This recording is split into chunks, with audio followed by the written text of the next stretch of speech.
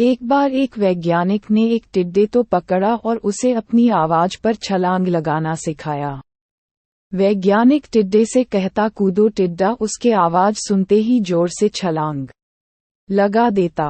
अब वह वैज्ञानिक था तो प्रयोग करना बनता ही था। उन्होंने टिड्डे की छलांग पर प्रयोग किया। वैज्ञानिक ने उसकी एक टांग तोड़ दी और फिर बोला कूदो। अब टिड्डे की छलांग की दूरी कम हो गई। वैज्ञानिक ने उसकी दूसरी टांग तोड़ दी और फिर बोला कूदो, टिड्डे की छलांग और कम हो गई।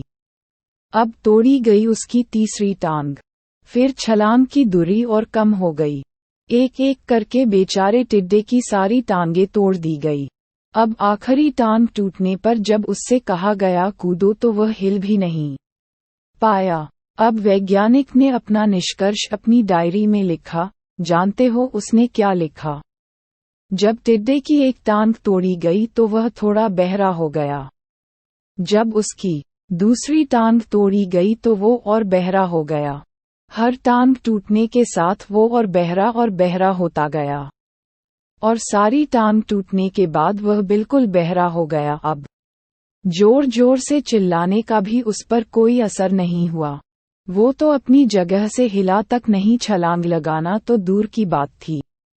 इस कहानी को सुनकर सभी को ऐसा ही लग रहा है ना कि क्या मूर्ख वैज्ञानिक था, इतनी सीधी सी बात उसे समझ में नहीं आई। या कुछ लोग ये भी सोच रहे होंगे कि ये तो किसी बच्चे को भी पता है कि टिड्डे की छलांग उसके टांग टूटने की वजह से कम होती जा रही थी, ना कि वह बहरा हो गया था। दोस्तों, हम सभी जीवन में कई बार ऐसे ही मूर्ख बन जाते हैं। कई बार जीवन में दो घटनाएं एक साथ ऐसे घटती है कि उनका एक दूसरे से कोई संबंध होता ही नहीं, फिर भी ऐसा लगता है कि गहरा संबंध है।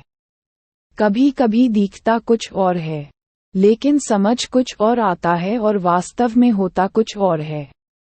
इसीलिए अगर पछताना नहीं है तो जीवन में जल्दबाजी में कोई निर्णय ना ले, हमेशा समझबूझ का इस्तेमाल करे, सावधानी बरते, नतीजे सोच विचार कर ही निकाले।